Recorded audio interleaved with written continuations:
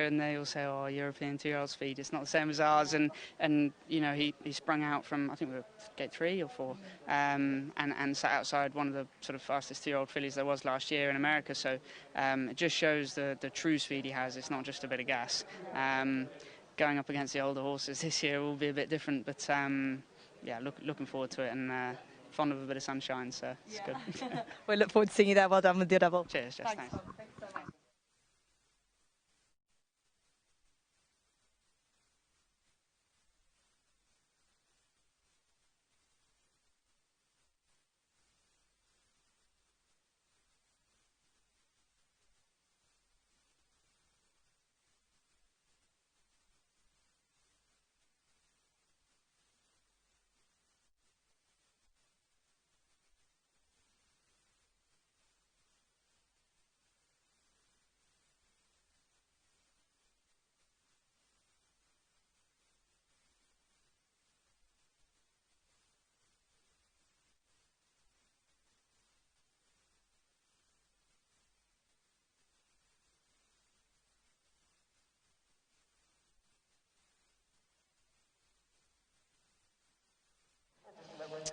So we've got a big field up for the next race, this 7 furlong handicap, and we're looking at number 9. It's very open from a betting perspective, and this horse has been supportive for Julie Camacho and Brian Sexton. This is Mayo County, and this horse who has got a new headgear combination, cheek pieces and a hood on, you can see.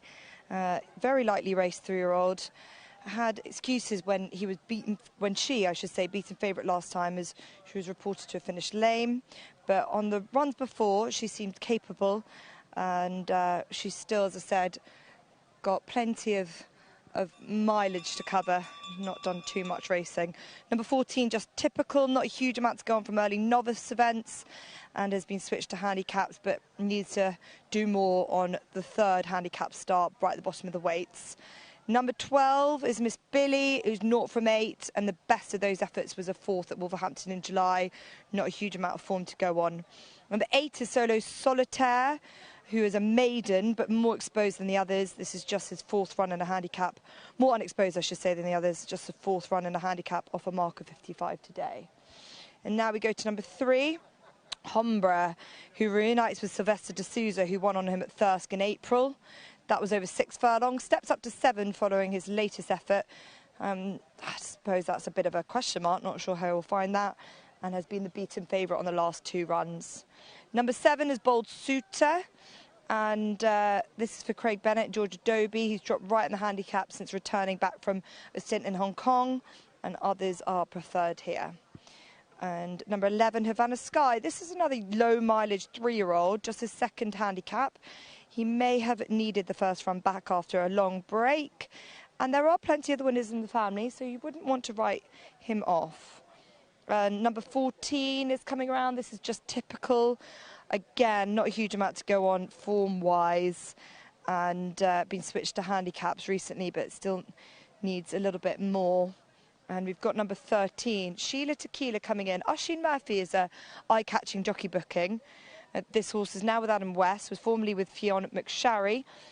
She has to show a lot more than what she's done so far, and not a huge amount of betting support. The one I didn't see is number 6, Twilight Jazz, who I think has got a great chance for Peter Charalambous and James Clutterbuck. And 0 from 12 on all weather so far would be the worry, but that's number 6, Twilight Jazz. Hopefully we'll see at the start, but that makes up all of them. Got a big field for this handicap.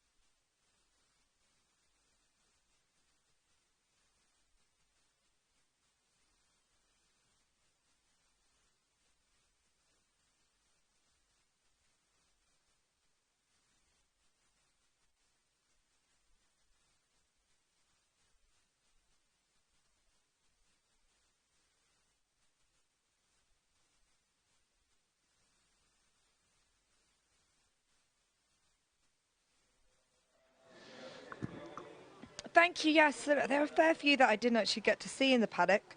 Heerathetrack Wave, who arrives here in decent form, but does spend most of his time at Brighton. Won there twice in June. He was kept really busy that month with 4 runs, so comes here off the back of a shortish break for his record. I thought he's a likely pace angle coming out of 12 as well. Jack Doherty will want to try and negate that draw and get out early. Mayo County is another at the top of the betting, is coming out of 5. Hombra is in 3, but I do like 6, Twilight Jazz. He should become a little bit easier to back.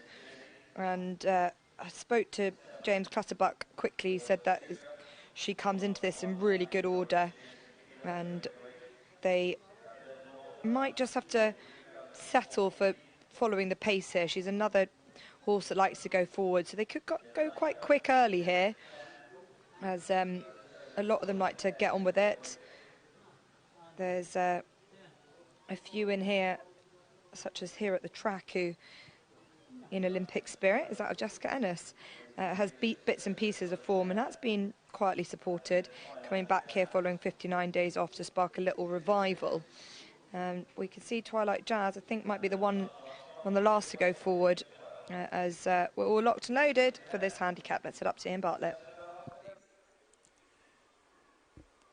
They're off. They get away. Milika very slow to get out of the starting stalls as she was to go down to post. Twilight Jazz and Mayo County show good early pace. Conduitive Wave, Havana Sky and Northbound are up there as well to Miss Billy, and behind these is Just Typical. They're followed by Ombre and then Solo Solitaire. Bold Suit is one of the back markers early on as they begin to settle down. White and blue on the left, Havana Sky, with the green and yellow Conduitive Wave having to be chased along for a stride or two. Twilight Jazz tucks in behind those, holding third place now to the blue colours of Northbound. The green jacket of Mayo County is next, and then Heerathetrack in white and blue to Miss Billy, and behind this is Just Typical, then Solo Solitaire and Sheila Tequila and Ombre, and then Bold Suitor with Milika at the rear of the field, but they're already coming on towards the home turn. And Havana Sky a little off the running rail. Conduitive Wave in the green and yellow has now taken the advantage. Twilight Jazz is behind these, and Northbound is next. Heerathetrack on the extreme left.